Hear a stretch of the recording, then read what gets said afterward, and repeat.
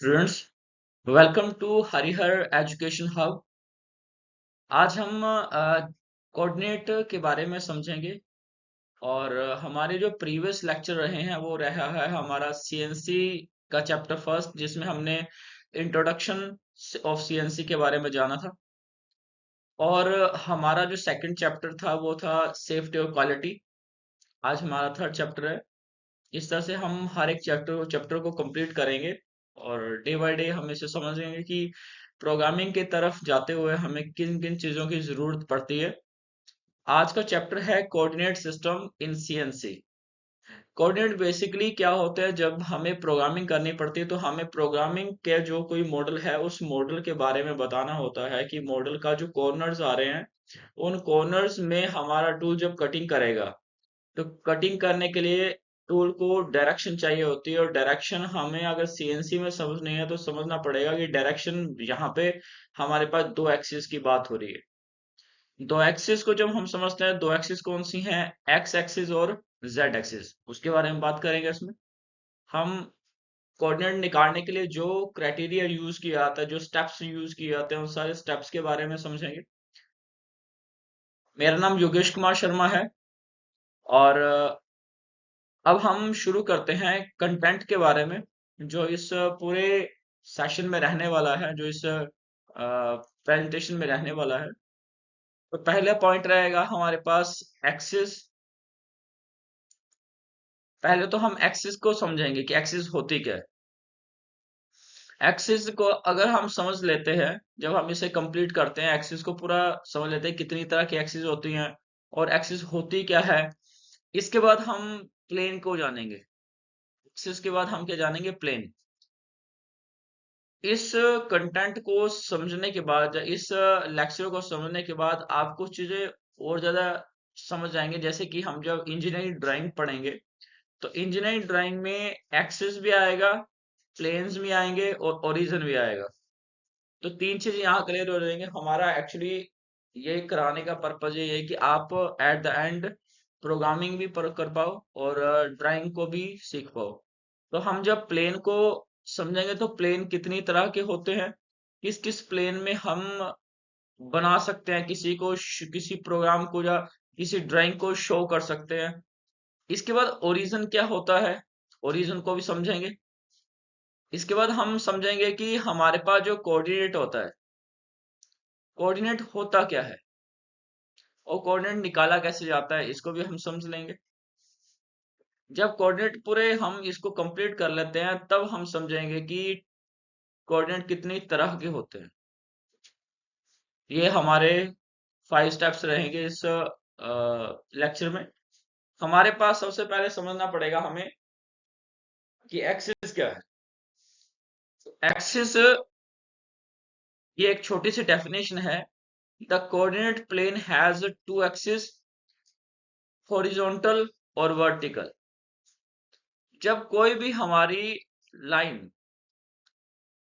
इस डायरेक्शन से इस डायरेक्शन की तरफ जा रही है, जब हमारा टूल इस डायरेक्शन में मूव हो रहा है, तो हम इस डायरेक्शन को बोलते हैं हॉरिजॉन्टल डायरेक्शन।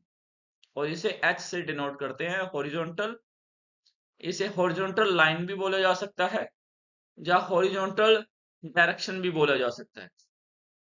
अगर हमारी जो लाइन है वो, या टूल की डायरेक्शन जो है वो इस तरह से आ रही है, ऊपर से नीचे या नीचे से ऊपर, इस डायरेक्शन में अगर मूवमेंट हो रही है मेरे टूल की सीएनसी मशीन में, तो हम इसको समझते हैं कि ये हॉरिजॉन्टल लाइन है। तो हॉरिजॉन्टल को डिनोट करेंगे एच के साथ और लाइन आएगा एल, तो ये हॉरिजॉन्टल लाइन हो जाती है। इसे थोड़ा और ब्रीफ से समझते हैं कि जब हम हॉरिजॉन्टल और जब हम वर्टिकल लाइन, ये वर्टिकल लाइन है, जब हम हॉरिजॉन्टल और वर्टिकल लाइन की बात करते हैं तो हमारे पास दो एक्सिस की बात होती है। एक एक्सिस होती है एक्स एक्सिस, दूसरी एक्सिस होती है जेड एक्सिस। ये दोनों एक्सिस सीएनसी मशीन में, सीएनसी टर्निंग मशीन में यूज होती हैं। और दोनों ही एक्सिस जो होती है हमारे टूल की एक्सिस होती है। टूल को एक्स एक्सिस में मूवमेंट कराना और जेड एक्सिस में मूवमेंट कराना, ये टूल टूल की मूवमेंट है। तो जब हम हॉरिजॉन्टल लाइन की बात करें तो हॉरिजॉन्टल लाइन होती है, इस तरफ हमारे पास z माइनस का होता है और ये हमारा z प्लस का होता है। सेम जब हम वर्टिकल लाइन की बात करते हैं तो वर्टिकल लाइन हमारे पास एक्स एक्सिस ऊपर की तरफ है तो प्लस साइन है, और अगर नीचे की तरफ अगर टूल जा रहा है तो एक्स एक्सिस माइनस का साइन डिनोट करेगा। तो जब भी मूवमेंट अगर मेरे टूल की अपर साइड हो रही है, अगर मैं इसको एक अलग डायरेक्शन से बनाऊं, इस तरह से एक ग्राफ बना दूं, तो ग्राफ को समझो कि ये जो एक्सिस आ रही है ये ऊपर वाली, टूल मेरा यहां से मूव कर रहा है सेंटर पॉइंट से, यहां से अगर मेरा टूल मूवमेंट करता हुआ ऊपर की तरफ जा रहा है तो वो पर्टिकुलर एक्स एक्सिस में प्लस की तरफ जा रहा है। बड़े ध्यान से समझना, क्योंकि अगर आप ये चीज नहीं समझते हैं तो आप कभी भी कोऑर्डिनेट्स नहीं निकाल पाओगे, और अगर आपको कोऑर्डिनेट निकालना नहीं आए तो आप प्रोग्राम नहीं बना सकते, क्योंकि प्रोग्राम बनाने के लिए सबसे पहला स्टेप्स ये होता है कोऑर्डिनेट निकालना, और कोऑर्डिनेट निकालने के लिए आपको ये सारे स्टेप्स पता होने चाहिए। तो सबसे पहले हमने समझा कि टूल जो है अगर अपर साइड मूवमेंट करता है तो वो एक्स एक्सिस में मूवमेंट कर रहा है, और वो साइन कौन सा है, प्लस का। अगर वो इस साइड को मूवमेंट कर रहा है तो ये डायरेक्शन कौन सी है, हॉरिजॉन्टल। हॉरिजॉन्टल में जेड एक्सिस है ये, और जेड एक्सिस ये कौन सा साइन लेता है, इस साइड प्लस का। ऐसे ही अगर मेरा टूल की मूवमेंट नीचे की तरफ है, डाउन साइड है, तो डाउन साइड कौन सा एक्सिस होगा, एक्स, और साइन कौन सा हो जाएगा, माइनस। अगर मेरा टूल की मूवमेंट लेफ्ट साइड हो रही है, अगर लेफ्ट साइड हो रही है तो ये साइड है जेड एक्सिस की, बट साइन होगा यहाँ पे माइनस का। एक्सिस तो हमें समझ आ गया कि एक्सिस दो तरह की हैं, एक है हमारा वर्टिकल एक्सिस, दूसरी है हॉरिजॉन्टल एक्सिस। वर्टिकल एक्सिस में एक्स एक्सिस की बात की जाएगी, और हॉरिजॉन्टल एक्सिस में जेड एक्सिस की बात होगी, और ये जो दोनों एक्सिस जो हैं, एक्स और जेड एक्सिस दोनों, वो टूल की एक्सिस है, टूल की मूवमेंट की एक्सिस है, राइट।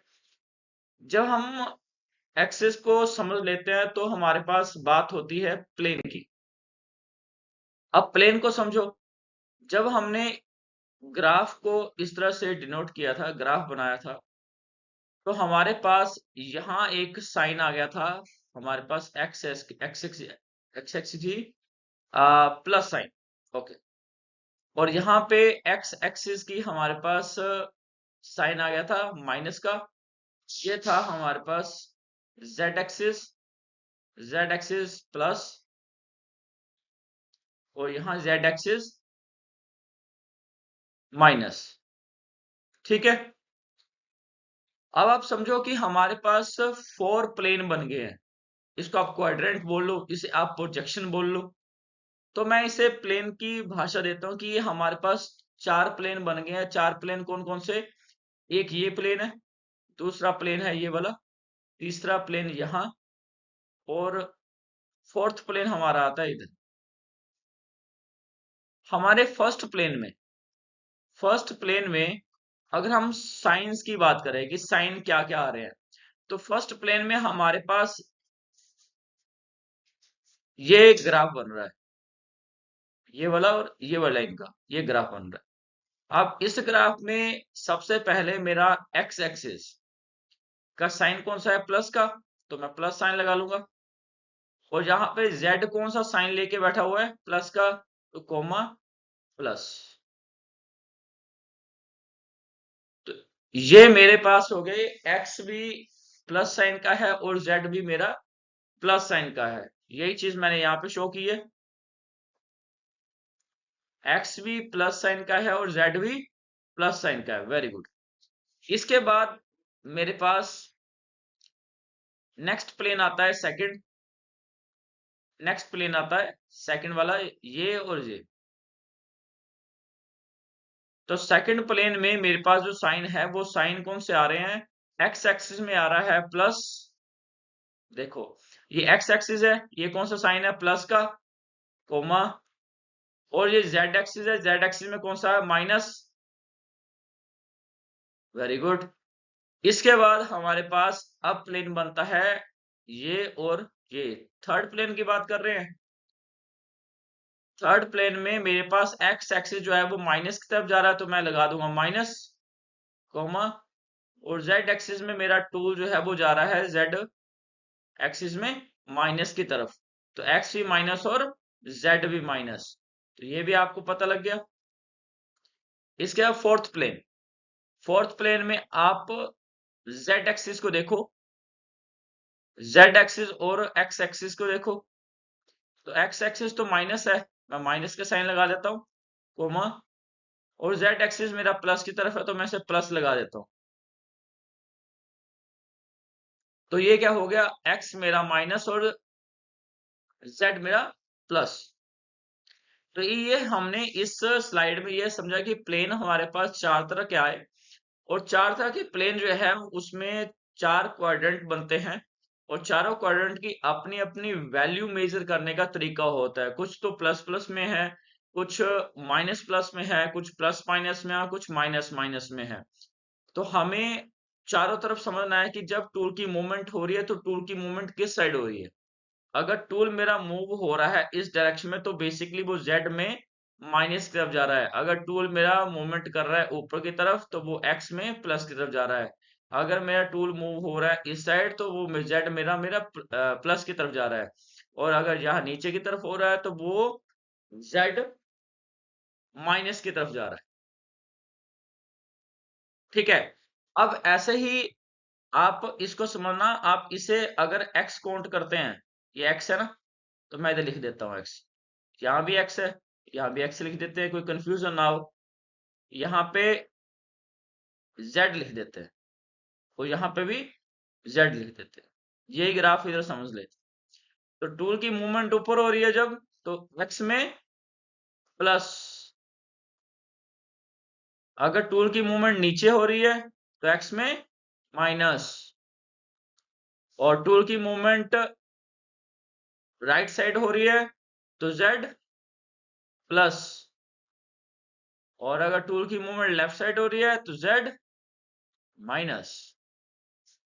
क्लियर है आपको ये? इधर डेफिनेशन लिखिए, consist of both axis horizontal and vertical known as plane. बोल रहा है कि जब दोनों हॉरिजॉन्टल वर्टिकल और हॉरिजॉन्टल लाइन आपस में मिलती है वो चार प्लेन बनाती हैं। ये इसने बता दिया, वो मैंने आपको समझा दिया। अब इसके बाद हम बात करते हैं कि जब हम प्लेन को समझ जाते हैं तो उसके बाद हमें समझना होता है कि ओरिजिन क्या है।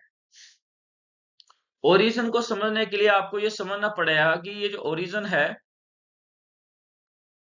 ये ओरिजिन हमारा ये केंद्र बिंदु है। यहाँ पे रेड कलर लगा हुआ है, ये रेड डॉट है, ये हमारा केंद्र बिंदु ओरिजिन होता है, जहां पे एक एक्सिस और दूसरी एक्सिस आपस में इंटरसेक्ट हो रही है, आपस में मिल रही है, उस पॉइंट को बोला जाता है ओरिजिन।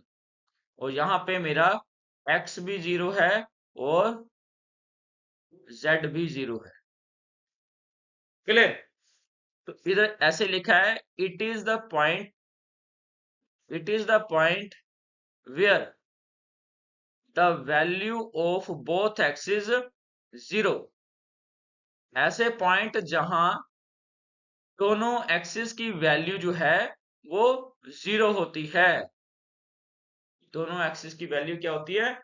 0 होती है। ओके, जब हमें ओरिजिन समझ में आ जाता है, ओरिजिन समझने के बाद हमें समझना पड़ता है कोऑर्डिनेट। अब बड़े ध्यान से आप इस चीज को समझना कि जब आप अगर बात कर रहे हैं कोऑर्डिनेट की, तो कोऑर्डिनेट के लिए तीन चीजें हमने पढ़ ली। प्लेन पढ़ लिया, इसके बाद क्या पढ़ा हमने? सबसे पहले एक्सिस पढ़ा, फिर प्लेन पढ़ा, फिर क्या पढ़ा है? ओरिजिन। मतलब तीन चीजों की जरूरत है। अगर ये तीन चीजें हमें आती हैं तब हम कोऑर्डिनेट को समझ पाएंगे। तो यहाँ पे कोऑर्डिनेट आपने पढ़ा है कि the value of both axis at a point, एक ऐसा पॉइंट जहां पे दोनों एक्सिस की वैल्यू कुछ समथिंग आ रही है, उसको बोला जाएगा कोऑर्डिनेट। फॉर एग्जांपल, एक एग्जांपल लेके बात करेंगे। मैंने एक एग्जांपल सेट की है यहाँ पे, फिर से इसी एग्जांपलों को मैंने थोड़ा सा टिल्ट किया है। वो ट्विस्ट इसलिए डाला है कि आपको पहले थोड़ा डॉट क्रिएट करूंगा, फिर उस डॉट को मैं सही करूंगा तो आपको पूरा पता लग जाएगा कि एक्चुअली ये कोऑर्डिनेट हम निकाल कैसे रहे हैं। क्योंकि गलती निकालने के लिए, गलती का पता होने के लिए आपको सही चीज का पता होना भी जरूरी है। तो पहले हम थोड़ा सा ट्विस्ट करेंगे, एंड में इसको रिफाइन करेंगे हम, ओके। तो आप बड़े ध्यान से समझना, क्योंकि आप जब इसको वीडियो को एंड तक देखोगे आपको दोबारा कोई वीडियो देखने की जरूरत नहीं पड़ेगी, स्पेशली कोऑर्डिनेट के लिए। जो जो वीडियो मैं बनाता जाऊंगा उन वीडियो को देखोगे तो आपके एक एक डॉट क्लियर होता चलेगा, ये मेरी गारंटी। ओके, अब हमारे पास दो एक्सिस आ गए, एक एक्स एक्सिस आ गया और एक जेड एक्सिस आ गया। और ये भी पता लग गया कि एक्स का जो है ये प्लस का साइन की बात करता है, और ये एक्स जो है ये माइनस के साइन की बात करता है। ये जेड मेरा प्लस की बात करता है, और ये जेड माइनस की। इतना तो मुझे क्लियर हो चुका है। और एक और चीज क्लियर हुई कि मेरा टूल जब इस पॉइंट पे है, सेंटर पॉइंट पे, तो इसको ओरिजिन बोलते हैं, और सेंटर पॉइंट पे मेरा एक्स भी 0 है और जेड भी 0 है। ये भी क्लियर हो गया, वेरी गुड। अब मुझे बोला गया है कि आपने अपने घर से, मान लो ये आपका अपना घर है, कहीं भी है। मान लो मैं हिमाचल से बिलोंग करता हूं, तो मैं हिमाचल की बात करता हूं कि मैं हिमाचल से, मुझे जाना है ऑस्ट्रेलिया। ए लिखा है, तो ए को समझते हैं ऑस्ट्रेलिया। थोड़ा गेम के साथ खेलेंगे ना तो ज्यादा मजा आएगा। तो अमास, सॉरी, मुझे अपने घर से, मतलब हिमाचल से जाना है ऑस्ट्रेलिया। तो मेरे पास रास्ता क्या है? मुझे यहाँ से अपने घर से ऑस्ट्रेलिया जाना है, तो जाने का रास्ता है एक एक्स एक्सिस में और दूसरा जेड एक्सिस में। तो एक्स एक्सिस और जेड एक्सिस, अब एक्स एक्सिस में कितने कदम चलूंगा और जेड एक्सिस में कितने कदम चलूंगा, और कितने कदम चलने के बाद मैं पहुंचूंगा, ये चीज को हमने देखा। तो अब देखते जाओ, ग्राफ बना हुआ है मेरे पास। पहले मैं अपने घर से एक कदम चला एक्स की तरफ, फिर दूसरा कदम चला, और फिर यहाँ पे दूसरा कदम चलते ही मैं देखा कि जो लाइन है वो सीधी ए के साथ मिल रही है। ऐसे ही जब इसके साथ मिली तो मैंने इधर लिख दिया, पहले एक्स एक्सिस लिखा जाता है, फिर क्या लिखा जाता है, जेड एक्सिस। ऐसा कभी नहीं करना है आपने। मैं यहाँ पे थोड़ी कंफ्यूजन कही है, मैं बाद में समझाऊंगा उसको, कि ऐसा कभी नहीं करना है कि पहले z की वैल्यू लिख दी और फिर x की वैल्यू लिखी। पहले आप लिखोगे x की वैल्यू, फिर लिखोगे z की वैल्यू। तो मैं पहले x की वैल्यू लिखता हूँ कि x एक्सिस में मैं कितने पॉइंट चला। तो x एक्सिस में मैं 2 पॉइंट चला, 2 पॉइंट में चढ़ने के बाद यहाँ पे लिख दूंगा 2, और प्लस का साइन है, क्योंकि यहाँ पे माइनस का साइन होता है माइनस लगाता, प्लस का साइन है तो लगाने की जरूरत नहीं है। 2 लिख दिया। अब मुझे समझना है कि मैं z एक्सिस में कितने कदम चला। जेड एक्सिस में एक कदम चला, और ये लाइन सीधी जाके इधर मिल रही है। तो यहाँ पे क्या आएगा, 1। साइन कौन सा आएगा, प्लस का। ठीक है, 2,1 ये आ गया, ओके। अब मैं अपने ओरिजिन से, अपने घर से जा रहा हूं बी की तरफ, मतलब बॉम्बे। B for Bombay. अब हमें बॉम्बे जाना है, तो बॉम्बे में पहले एक्स एक्सिस में जाना पड़ेगा, फिर हम जेड एक्सिस में जाएंगे। तो एक्स एक्सिस में देखो, एक कदम फिर दूसरा कदम, और ये सीधी जाके लाइन मिल रही है यहाँ पे। तो मेरे पास ग्राफ बना है, एक एक कोऑर्डिनेट निकालता हूँ। यहाँ पे लिख दिया मैंने माइनस, साइन कौन सा आएगा, माइनस। नीचे की तरफ टूल आ रहा है, साइन कौन सा, एक्स का, माइनस। माइनस में कितने कदम, 2 कदम, कोमा। अब वाई जेड में कितने कदम, 3 कदम। कैसे पता लगा, देखो 1, 2, 3, और तीसरे कदम पे जाके सीधा बी पे हम अपनी लाइन को मिला देते हैं, और साइन कौन सा रहेगा, प्लस का। ठीक है, तो -2,3। अब मैं अपने ओरिजिन से गया हूं सी। सी कहाँ है, ये नीचे। अब सी पे जाना है, तो कुछ एक्स एक्सिस में कुछ जेड एक्सिस में जाएंगे। तो पहले तो एक्स एक्सिस ली जाएगी, क्योंकि मैंने आपको बताया सबसे पहले एक्स एक्सिस ली जाएगी, जेड एक्सिस नहीं ली जाएगी। तो पहले एक्सिस एक्सिस लेते हैं। तो एक्स एक्सिस में गए हम पहले, 1 कदम, 2 कदम और 3 कदम। तीसरे कदम में जाके हमारा ये लाइन सीधी मिलती है। तो हमने इधर लिख दिया माइनस का साइन, -3। Very good. इसके बाद कोमा।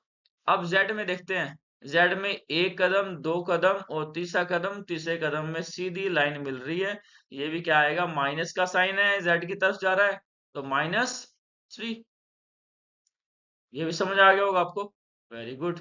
अब हम देखते हैं डी पॉइंट। डी हमारा पॉइंट यहाँ है। अब मुझे अपने ओरिजिन से मुझे डी की तरफ जाना है, तो डी में पहले एक्स एक्सिस देखेंगे। तो एक्स एक्सिस में दूसरा कदम पे है ये, तो लाइन सीधी जाके डी पे मिला दी। यहाँ पे मैंने ब्रैकेट बनाया, यहाँ पे लिखा माइनस की तरफ जा रहा है मेरा टूल, कितने कदम गया है, 2। माइनस की तरफ गया है, नहीं, प्लस की तरफ गया है। तो प्लस की तरफ कितना गया, 2 कदम। अब हम कहा कोमा करेंगे और कहा जाएंगे, जेड की तरफ। और जेड कहाँ जा रहा है, देखो, माइनस की तरफ जा रहा है, कितने कदम है, 4 कदम है। साइन क्या आ जाएगा, -4 कदम। ये भी आपको समझ आ चुका, ठीक है। ए गए, फिर बी गए, फिर सी गए, फिर डी गए। अब ई पे जाएंगे, ये हमारा ई। तो ई में पहले एक्स पे जाएंगे, तो एक्स में ये सेम 2 कदम है, तो मैं इधर लिख देता हूँ प्लस की तरफ जा रहा है जी, और 2 लिख दिया। बहुत बढ़िया। अब कोमा। अब हमने देखना है कि जेड में, जेड एक्सिस में कितने कदम गया जी ये। तो जेड एक्सिस में टूल में गया माइनस में, जेड की तरफ जा रहा है और माइनस में जा रहा है। माइनस में कितना, 1, तो -1, और ये ब्रैकेट बंद। इसके बाद ई हो गया। अब एफ देख लेते हैं। एफ हमारा कहाँ है, ये हमारा एफ इधर है, ये देखो, ये है पूरी लाइन के ऊपर है, इस लाइन के जस्ट ऊपर है, जेड एक्सिस की लाइन के ऊपर है। तो जेड एक्सिस की लाइन के ऊपर अगर कोई पॉइंट आ रहा है, या एक्स एक्सिस की लाइन के ऊपर आएगा, तो वो उस लाइन का होगा। जिस लाइन पे नहीं है, मतलब ये एक्स एक्सिस में नहीं है, ये सिर्फ जेड एक्सिस में है, तो जेड में मूवमेंट होगी और एक्स में मूवमेंट नहीं हुई। जिसमें मूवमेंट नहीं हुई उसमें हम ले लेते हैं 0। तो अब जेड एक्सिस में मूवमेंट हुई, एक्स में मूवमेंट हुई, क्योंकि जेड एक्सिस की लाइन पे आ गया, तो एक्स एक्सिस क्या हो जाएगा, 0। और कोमा, जेड एक्सिस में किस तरफ है, प्लस की तरफ है। कितने पॉइंट आ रहे हैं, 3 पॉइंट आ रहा है, तो 3 लिख देंगे। बहुत बढ़िया। एफ निकल आया। अब जी निकालते हैं। जी को देखो, ये किस लाइन में है, एक्स एक्सिस में। साइन कौन सा है, माइनस का। तो हमारे पास सबसे पहले हम क्या लिखते हैं, एक्स एक्सिस। एक्स एक्सिस में बताओ कि कितने पॉइंट पे है, 3rd पॉइंट पे है, तो -3, कोमा। जेड एक्सिस में कहीं मूवमेंट हुई नहीं, क्योंकि एक्स एक्सिस में ही ये जा रहा था, तो एक्स एक्सिस में तो लिख दिया। जेड एक्सिस में मूवमेंट नहीं हो, जिसमें मूवमेंट नहीं होती उसमें हम लिख देते हैं 0। तो हमने कोऑर्डिनेट को भी समझा कि कोऑर्डिनेट कैसे निकाले जाएं। हमने एक्सिस समझी, हमने प्लेन समझे, हमने ओरिजिन समझा। अब हमने कोऑर्डिनेट समझे।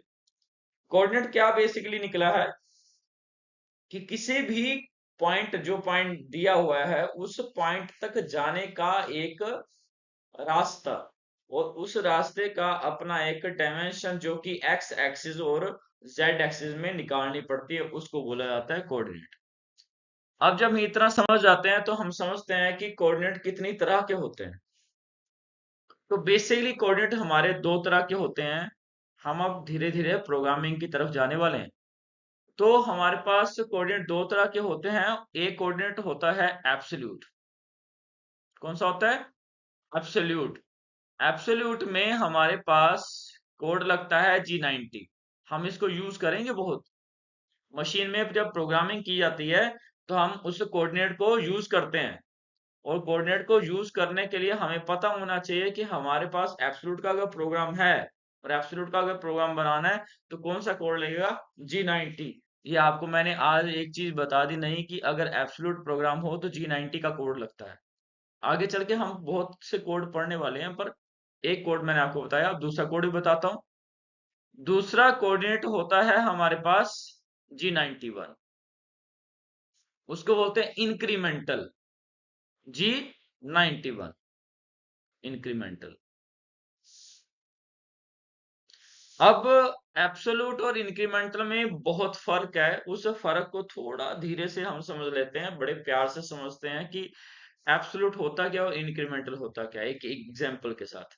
मान लो कि एक राम लड़का है और उसकी नई नई जॉब लगी, और उसकी पहली जॉब में, फर्स्ट जॉब में उसकी सैलरी थी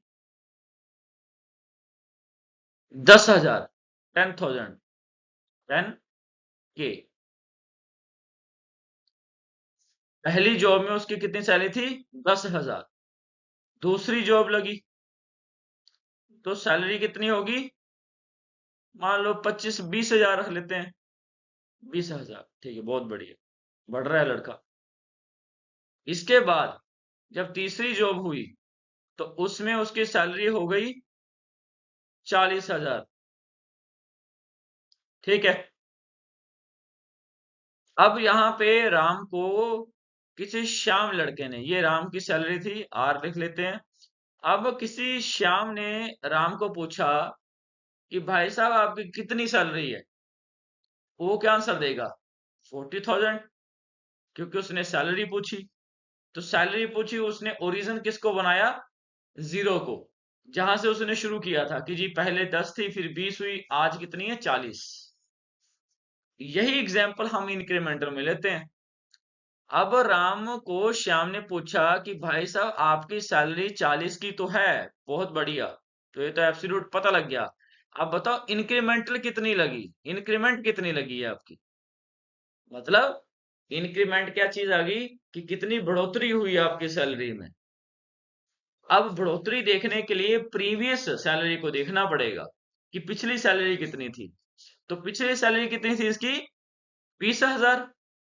तो 20,000 से आज सैलरी होगी 40,000, तो कितनी सैलरी बढ़ी?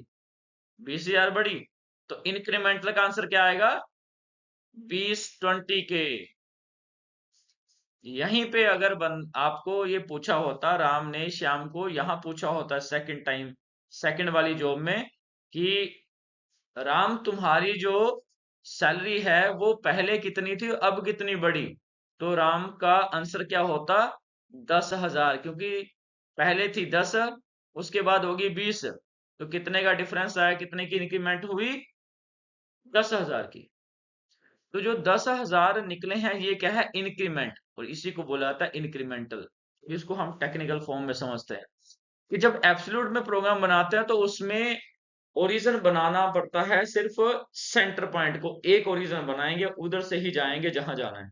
एक और एग्जांपल लेते हैं। मुझे अपने घर से जाना है पहले दिल्ली, दिल्ली से जाना है फिर बॉम्बे, बॉम्बे से जाना है ऑस्ट्रेलिया। तो मैं पहले अपने घर से दिल्ली गया, तो एब्सोल्यूट पहले समझो, पहले अपने घर से दिल्ली गया, अब दिल्ली से आया अपने घर वापस, क्योंकि ओरिजिन तो मैंने एक ही बना के रखा है। अब उसके बाद अपने घर से मैं कहा गया? अ, मुंबई, मुंबई से फिर वापस आया घर, फिर अपने घर से गया ऑस्ट्रेलिया, फिर ऑस्ट्रेलिया से आया घर वापस। तो हर बार जहां भी टूल जाएगा उधर से वापस उसको घर ही आना पड़ेगा। अगर ऐसा प्रोग्राम होता है तो उसको बोलते हैं एब्सोल्यूट। और इंक्रीमेंटल में होता है कि पहले अपने घर से गए दिल्ली, फिर दिल्ली से गए बॉम्बे, बॉम्बे से गए ऑस्ट्रेलिया। तो उसमें प्रीवियस वैल्यू को ओरिजिन बना दिया जाता है नेक्स्ट वैल्यू के लिए। क्या लिखा हुआ है? With respect to previous point, with respect to previous point. तो ये क्या होता है? इंक्रीमेंटल। एब्सोल्यूट होता है विद रिस्पेक्ट टू ओरिजिन, जिसमें एक ही ओरिजिन बना के हम हमेशा प्रोग्राम बनाते हैं। With respect to previous point हो तो वो होता है इंक्रीमेंटल। ठीक है। अब हमारे पास जो हमने अभी ग्राफ सीखा है उसी का एक और एग्जांपल दिया है, और उस एग्जांपल को मैंने यहाँ सॉल्व किया हुआ है। ये इसलिए सॉल्व किया है कि आपको इजीली समझ आ जाए। अब देखो, उससे ही जो मैंने एब्सोल्यूट और इंक्रीमेंटल की बात की, उसमें आपको समझाने वाला हूं कि जब एब्सोल्यूट की बात होगी तो एब्सोल्यूट लिखा जाएगा, कोड कौन सा होगा? G90। तो मैं G90 लिख देता हूं। अब G90 में सबसे पहले लिखे जाएंगे पॉइंट, और एक्स एक्सिस और जेड एक्सिस, क्योंकि दो एक्सिस पे हम काम करेंगे सीएनसी में। इसके बाद हमारे पास पॉइंट कौन सा, ए पॉइंट है, बी पॉइंट है, सी, डी, ई, इतने पॉइंट पे हमने जाना है। अब बात आती है कि मुझे ओरिजिन हमेशा किसको मानना है, इस जीरो, इसको इसको क्या मानना है, ओरिजिन। तो मैं इस ओरिजिन से कहाँ जाऊंगा, ए पॉइंट पे। तो ओरिजिन से ए पॉइंट पे जाना है तो पहले एक्स एक्सिस में जाना पड़ेगा, फिर मुझे जेड एक्सिस में जाना पड़ेगा। तो एक्स एक्सिस एक्सिस कौन सी है, ये वाली। मैं यहाँ मेंशन करता हूँ एक्स एक्सिस, प्लस का साइन, ये मेरा एक्स एक्सिस, माइनस का साइन, ये मेरा है जेड एक्सिस, प्लस का साइन, और ये जेड एक्सिस, माइनस का साइन। इतना तो आपको पता लग चुका है। अब मेरे को ओरिजिन से सबसे पहले जाना है,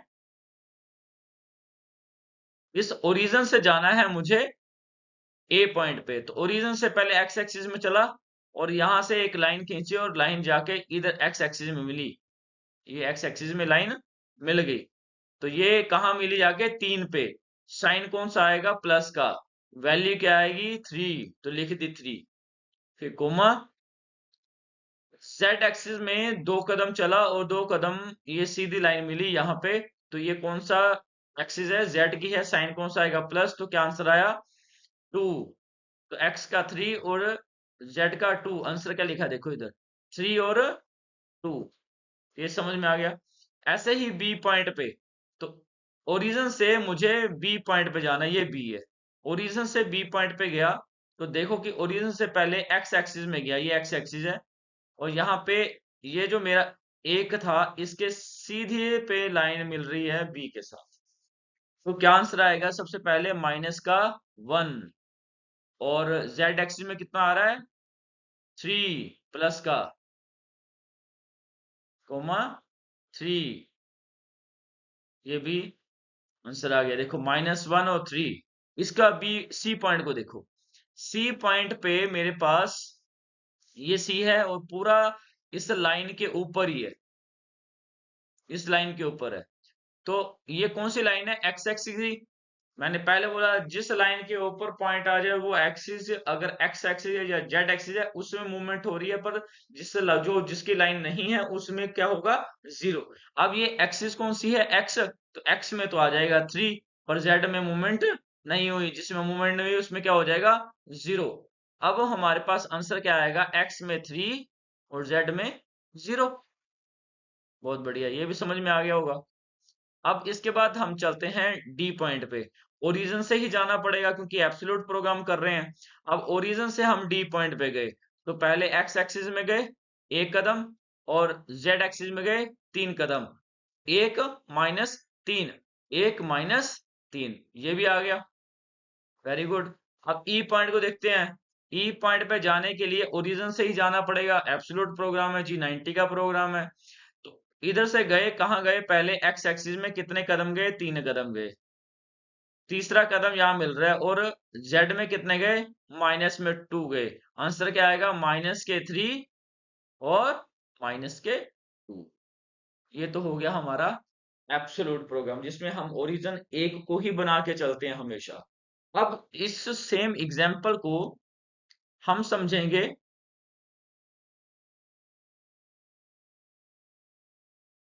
1 मिनट में इसे रब कर लेता हूं पहले, फिर ज्यादा इजी हो जाएगा आप लोगों को समझने के लिए। ओके, तो अब हम समझते हैं कि हमें अगर इंक्रीमेंटल में प्रोग्राम करना है, तो इंक्रीमेंटल में प्रोग्राम करने के लिए सबसे पहले हमें क्या समझना पड़ेगा, हमें सबसे पहले समझना पड़ेगा कि अगर इंक्रीमेंटल में करना है तो कोड क्या होता है, G91।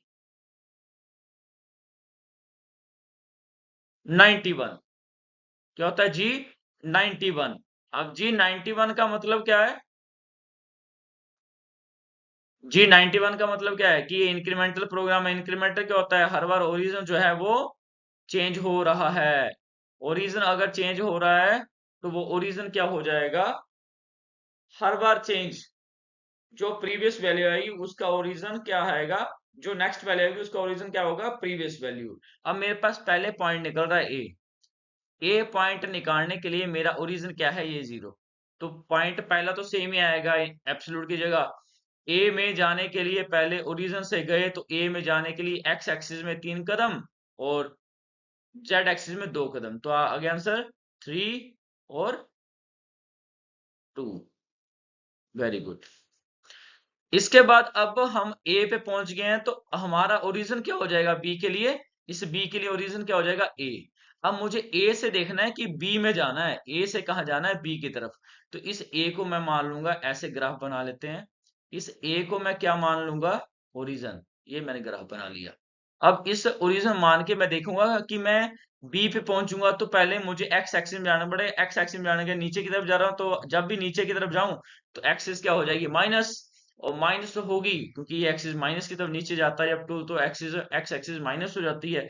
तो मैं इसको नीचे आऊंगा तो एक कदम, ये एक कदम हो गया, ये दूसरा कदम हुआ, ये तीसरा कदम हुआ और ये चौथा कदम हुआ। साइन माइनस मतलब -4। देखो आंसर क्या आ रहा है? -4। इसके बाद मुझे देखना है कि वो z एक्सिस में कितने कदम जा रहा है। z एक्सिस में कितना? एक कदम। ये एक कदम। यहाँ पे ये सीधी लाइन मिल रही है बी के लिए, तो आंसर क्या आ जाएगा? एक। -4 और 1। अब हम देखते हैं बी पे हम पहुंच गए हैं, और बी पे पहुंचने के लिए हमें सी पे जाना है अब। और सी पे जाना है तो हमें ये समझना पड़ेगा कि हमारे सी के लिए हमारा जो बी है वो क्या हो गया? ओरिजिन। तो मैं पहले ओरिजिन बना लेता हूं। मैं बी को ओरिजिन बना लेता हूं, तो मैं यहाँ पे क्या करूंगा? एक ग्राफ बना लूंगा। ये ग्राफ बनाया, ये लाइन एक्सिस एक एक्सिस दे दी और ये दूसरी एक्सिस दे दी। अब ये ग्राफ है। अब मैं देखूंगा बी से मुझे, ये सी है, सी पे जाना है। इस लाइन को और ऊपर खींच लेते हैं।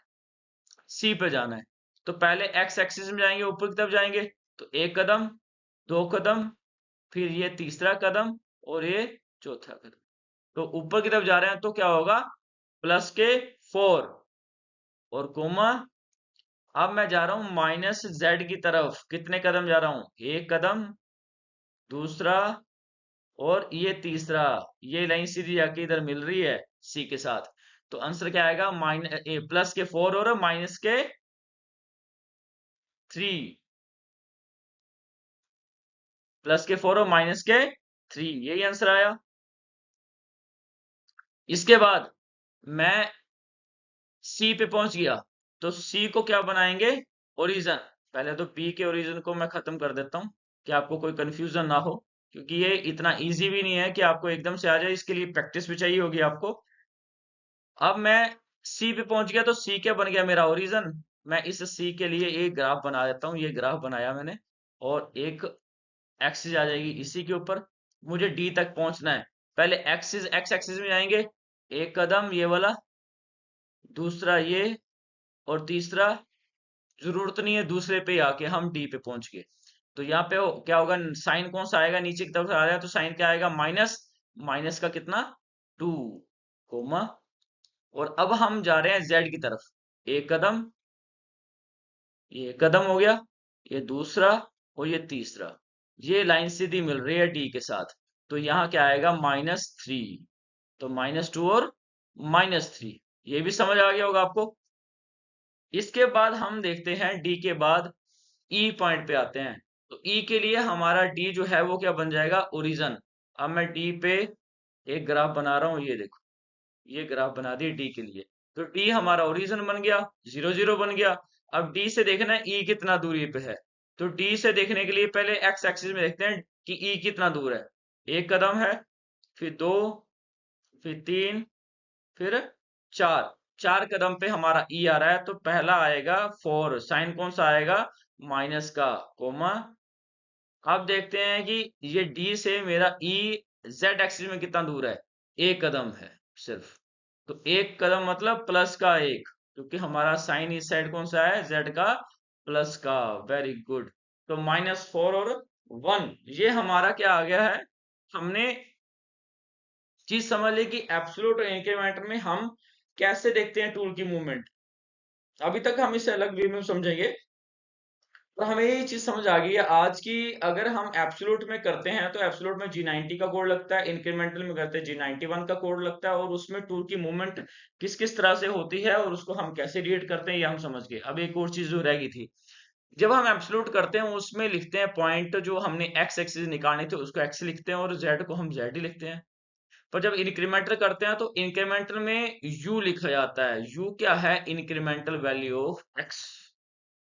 मतलब बात एक ही है, शक्तिमान ही गंगाधर था। ये बात डॉक्टर जैकोल को, किल्विश को पता नहीं थी, पर आम जनता को सबको पता थी कि जो गंगाधर है वही शक्तिमान है। ऐसे समझ लो कि एक्स क्या है? गंगाधर। और जब वो इंक्रीमेंटल में काम करता है तो वो शक्तिमान बन जाता है, और शक्तिमान क्या है? यू। बात एक ही है, बस उसकी शक्तियां आ जाती हैं उसमें। ऐसे ही हमारे पास z है एब्सोल्यूट में, इंक्रीमेंटल जब z लिखेंगे तो उसको क्या लिखेंगे? w। बात एक ही है, बस इंक्रीमेंटल के लिए टर्म बनाई हुई है कि पहचान बनाई है कि आपको पहचानना हो तो u और w, x और z को ही बोला गया है। Very good. अब इसके बाद आप देखते हैं आगे, ये कुछ हमारे पास एग्जाम्पल है। आपको ये एग्जाम्पल सॉल्व करनी है, और ये सॉल्व करके आपको मुझे ये आंसर करना है कि आपको एब्सोल्यूट और इंक्रीमेंटल में क्या क्या आपके पॉइंट निकले हैं। आप मुझे इसका सॉल्यूशन दोगे तो मैं आपको और करेक्शन करके दूंगा। मैं देखूंगा कि आप इसको कैसे सॉल्व कर पा रहे हो, और आपके आप में क्या प्रॉब्लम्स आ रही हैं, तो मुझे पता लगेगा। आप इसको सॉल्व करोगे तभी पता बता पाऊंगा कि कहाँ पे प्रॉब्लम है एक्चुअली। ठीक है, एक तो ये आपके लिए एक्सरसाइज है। एक एक्सरसाइज मैं और दे देता हूँ, दो एक्सरसाइज दे देता हूँ। एक ये एक्सरसाइज है, अगर आप दे दो एक्सरसाइज कर लेते हैं तो इसके करने से आपको, अगर ये हो गई तो आप ये समझना कि नेक्स्ट टाइम आपको कोई वीडियो देखने की जरूरत नहीं पड़ेगी, कहीं पूछने की जरूरत भी नहीं पड़ेगी, कहीं कोचिंग सेंटर भी जाने की जरूरत नहीं पड़ेगी कि आपको कोऑर्डिनेट कैसे निकालने हैं। बड़े ध्यान से इस वीडियो को देखना, बार बार देखना, जिससे कि आप रिफाइन कर पाओ, आप देख पाओ, आप समझ पाओ, और आपको पता लगे कि हमें कोऑर्डिनेट्स निकालने कैसे होते हैं।